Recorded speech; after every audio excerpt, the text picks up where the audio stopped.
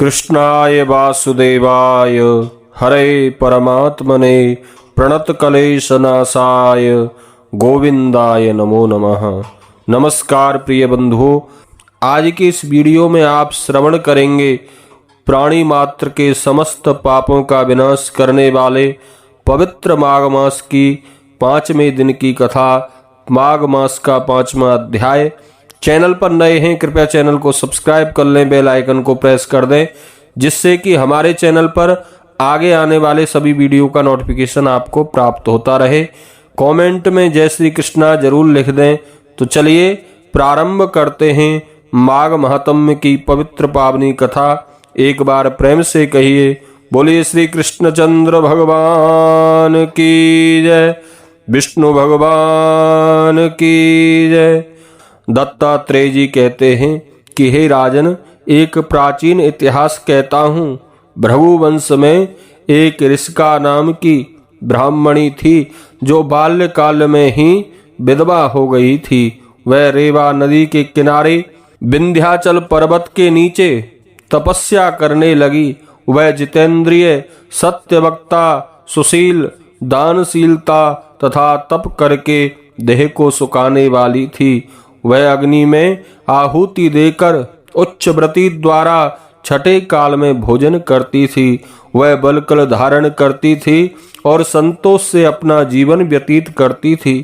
उसने रेवा और कपिल नदी के संगम में 60 वर्ष तक माघ स्नान किया और फिर वहीं मृत्यु को प्राप्त हो गई।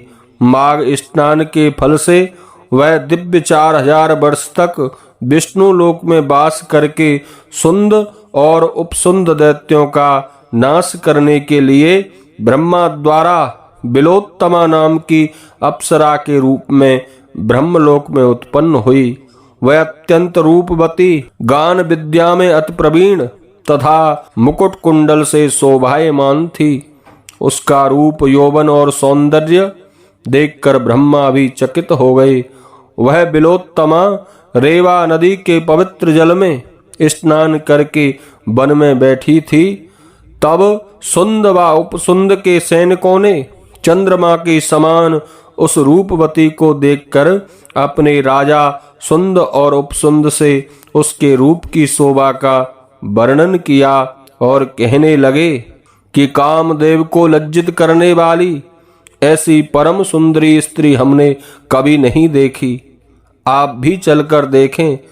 तब वह दोनों मदरा के पात्र रखकर वहां पर आए जहां पर वह सुंदरी बैठी हुई थी, और मदरा के पान के कारण वह लोग काम क्रीड़ा में पीड़ित होते हुए दोनों आपस में ही उस स्त्री रत्न को प्राप्त करने के लिए विवादग्रस्त हो गए।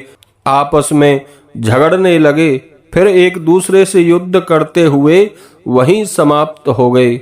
उन दोनों को मरा हुआ देखकर उनके सैनिकों ने बड़ा कोलाहल मचाया, और तब बिलोत्तमा काल रात्रि के समान उनको पर्वत से गिराती हुई 10 दिशाओं को प्रकाशमान करती हुई आकाश में चली गई और देव कार्य सिद्ध करके ब्रह्मा के सामने गई।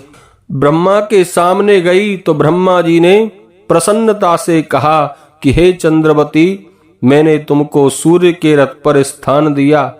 जब तक आकाश में सूर्य स्थित है, नाना प्रकार के भोगों को भोगो। सो हे राजन, वह ब्राह्मणी अब भी सूर्य के रथ पर माघ मास स्नान के उत्तम भोगों को भोग रही है। इसलिए श्रद्धावान पुरुषों को उत्तम गति पाने के लिए यत्न के साथ माघ मास में विधि पूर्वक स्नान करना चाहिए। बोलिए विष्णु भगवान की जय।